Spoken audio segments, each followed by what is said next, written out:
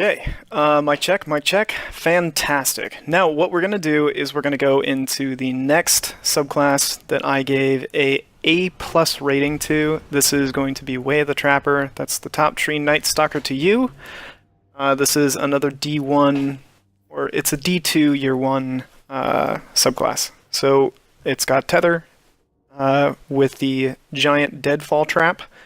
That locks people out of their supers, Vanish and Smoke, and Invisibility on Dodge. I think the Invisibility on Dodge is the main attraction to this, as well as an enhanced radar, and then a smoke grenade that has some tactical play. So I've designed this kit, this loadout, to maximize the type of tactics that is beneficial to having a Night Stalker.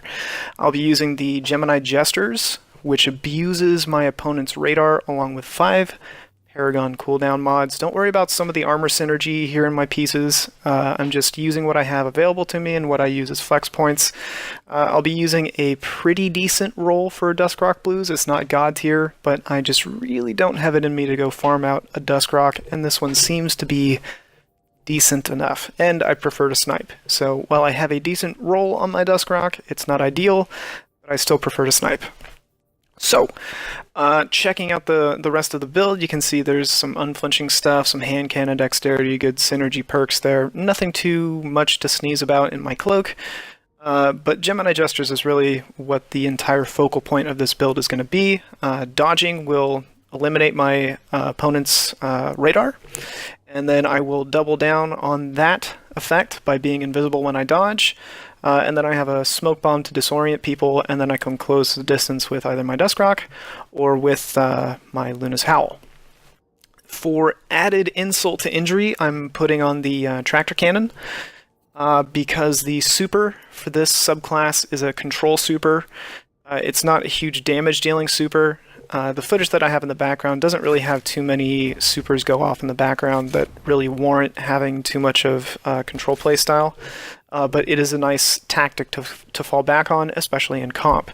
The main idea of this particular build is to emphasize tactical play, and I think that this build in particular is highly abusive in comp and is very effective. If you have a better roll on your Duskrock, or if you don't feel like using Tractor Cannon and you want to maximize this, you could probably get away with using the Chaperone. I think that would be a pretty decent call. Again, I also like using a sniper. I think snipes are pretty decent, but since this is going to be using the Gemini Jesters, you're going to be focusing more on close range play and capitalizing on your invisibility while you're dodged. And then we're also using the Gambler's Dodge, which grants your melee back when enemies are in close proximity and you dodge, so that we can use that as another abusive tactic.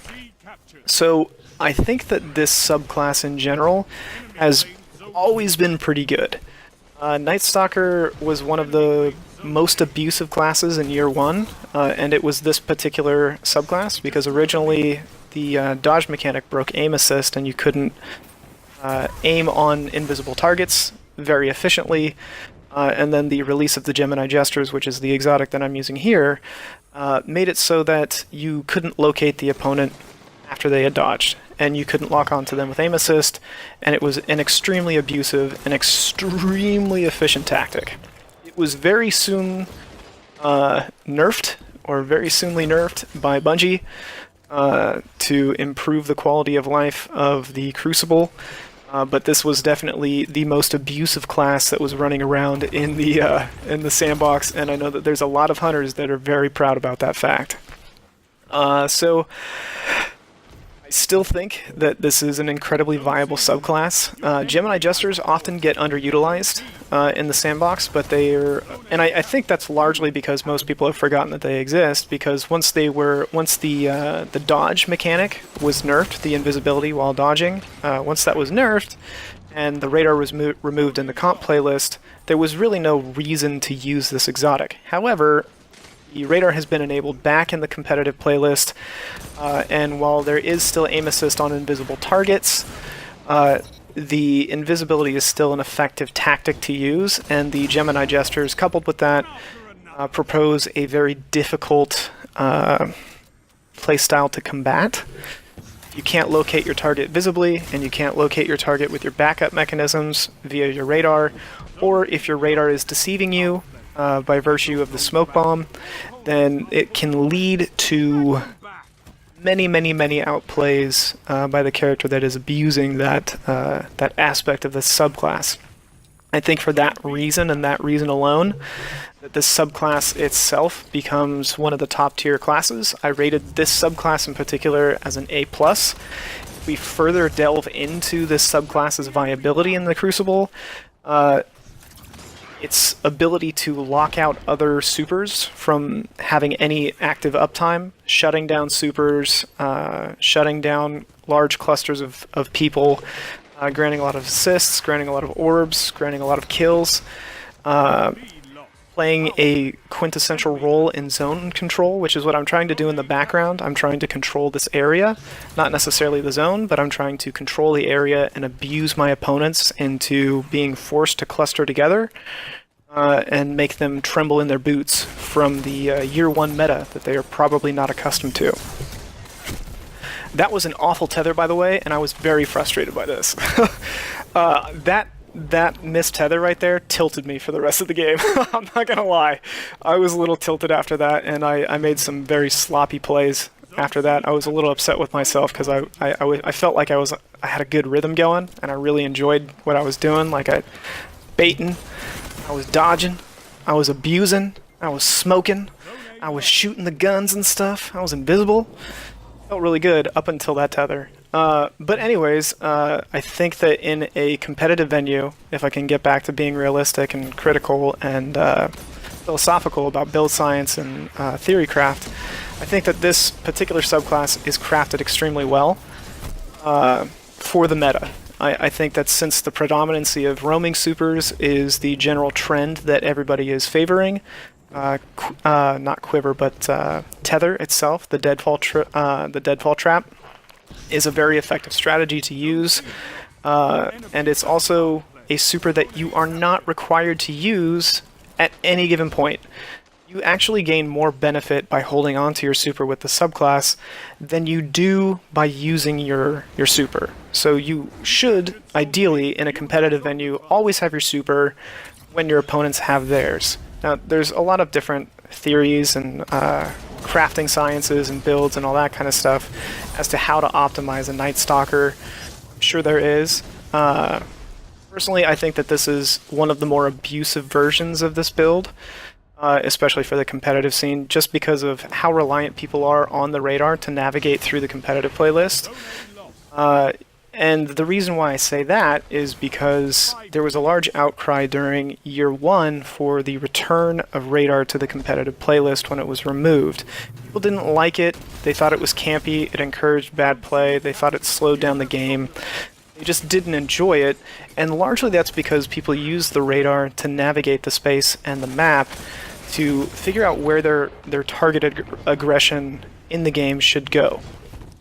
But if you eliminate that factor, then people often don't know how to react. And the benefit doesn't just affect the player using the Gemini Jesters, it affects the opponents. So if you Jester near an opponent, for those of you that aren't aware of how Jester works, if you Jester near an opponent, it eliminates their radar. It doesn't take you off of their radar, it just eliminates their radar from showing up on their screen for a brief-ish period of time. It actually lasts quite a while.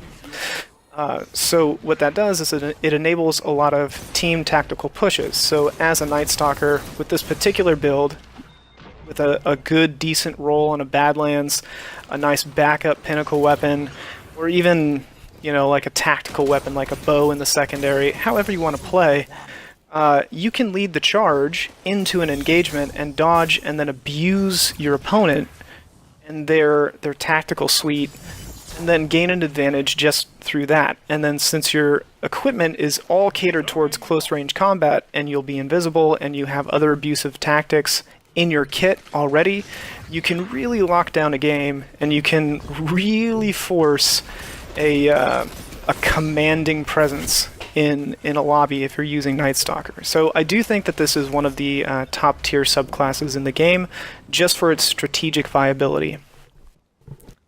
Now I think that there are some other subclasses that do have merit in the sandbox if you're going for just general play. Like I mentioned in the previous video, we had Way of the Wind that had a very nice neutral game, catered towards using stat builds and all that kind of stuff. But Night Stalker is really another version of a finesse class. Since most hunters synergize around having some type of leverage-based play, whether it be through their movement, their jump, their dodge, hunters are all about incremental microscopic gains, and a lot of those come through leveraging a weakness in your opponent or leveraging a minor strength that you have that's bolstered in your subclass that allows you to have a little bit of an added benefit over your opponents in one particular area of combat. Whether that be just vertical jump space or whether that be evasion through lateral movement. It's just a shame.